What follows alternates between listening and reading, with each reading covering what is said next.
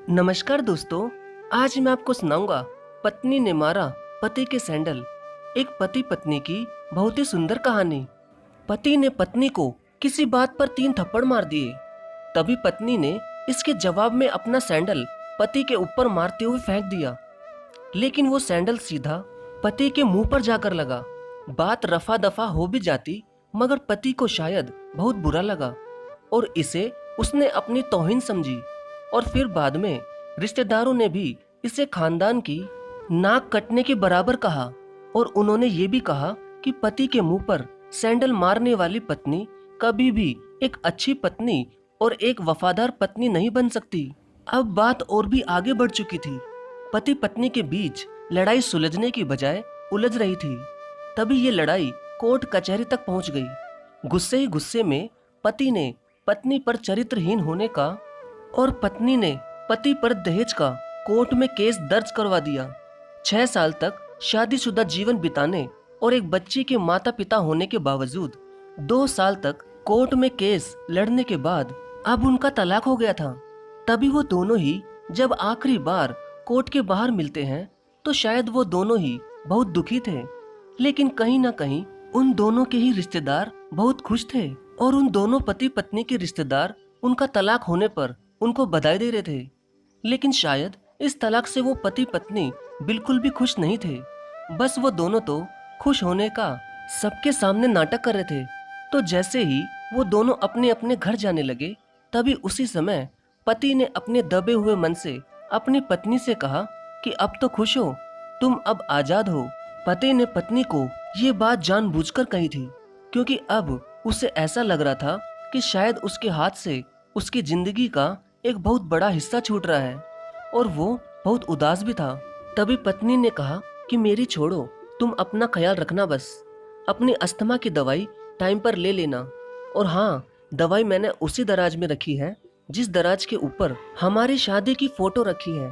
लेकिन अब उस फोटो का भी क्या काम, उठाकर फेंक देना उसे, जिस तरह अपने रिश्तेदारों के कहने पर मुझे फेंक रहे हो।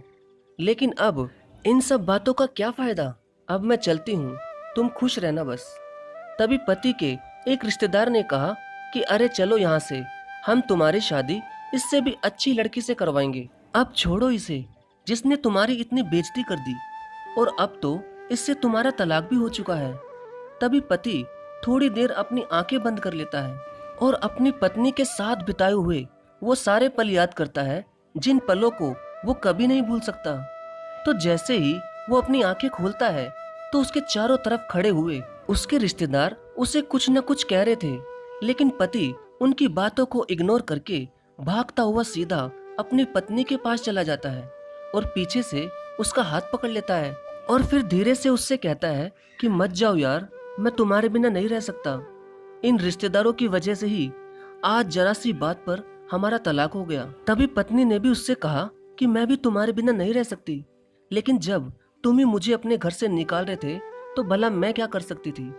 हाँ, गलती मेरी भी थी कि मैंने गुस्से में तुम्हारे ऊपर सैंडल फेंक दिया, लेकिन मेरा यकीन मानो कि वो सैंडल गलती से तुम्हारे मुंह पर लगा था और मैं उसके लिए तुमसे माफी भी मांगने वाली थी, लेकिन तुमने मुझे एक भी मौका नहीं दिया और फिर तुरंत ही तुम्हारे सभी रिश्तेदार भी आ गए। उनकी वजह से आज हमारा तलाक हो गया, वरना इस लड़ाई की बात हम आपस में ही कर लेते। इसलिए अब मैं भी तुमसे माफी मांगती हूँ और मैं भी तुम्हारे बिना एक पल भी नहीं रह सकती। और वैसे भी अगर तुम मुझे अलग कर भी दोगे तो भी हर समय मुझे तुम्हारी ही चिंता सताती रहेगी कि तुम बात बात पर मुझे बुलाते थे, लेकिन अकेले सब कुछ कैसे संभालोगे। तो पति पत्नी से कहता है कि तो चिंता मत करो, अब तुम मेरे साथ घर चलो। तभी पत्नी कहती है कि अगर तुम्हारे रिश्तेदार कुछ कहेंगे तो। तब पति मुस्कुराता हुआ कहता है कि भाड़ में जाए ऐसे रिश्तेदार जो हमारा जीवन बचाने की बजाय खराब कर रहे हैं, तुम अपने तलाक के कागज मुझे दो। तभी पति उन दोनों के तलाक के कागज फाड़ कर फेंक देता है और अपनी पत्नी को अपनी कार में बैठाकर ले जाता है और पीछे से उन दोनों के रिश्तेदार उनकी शक्ल देखते ही रह जाते हैं। बाद में पति पत्नी एक मंदिर में जाकर तुरंत शादी भी कर लेते हैं और कसम खाते हैं कि जीवन में कभी भी हमारे बीच में कोई लड़ाई झगड़ा हुआ तो उस लड़ाई को हम अपने घर में ही सुलझा लेंगे, मगर अपनी लड़ाई को सुलझाने के लिए कभी भी रिश्तेदारों को नहीं बुलाएंगे। वाकई में दोस्तों, हमेशा पति पत्नी को अपनी लड़ाई आपस में ही सुलझानी चाहिए, क्योंकि रिश्तेदार हमेशा उसका फायदा उठाता है। और हाँ दोस्तों, कभी कभी रिश्तेदारों के सामने कुछ अंदर की सीक्रेट बातें भी मुंह पर आ जाती है, जिससे कि आपको जीवन में बहुत गिल्टी भी फील हो सकता है और छोटी सी लड़ाई बहुत बड़ी बन जाती है। इसलिए अपनी लड़ाई को खुद ही सुलझाइए और हमेशा खुश रहिए। धन्यवाद।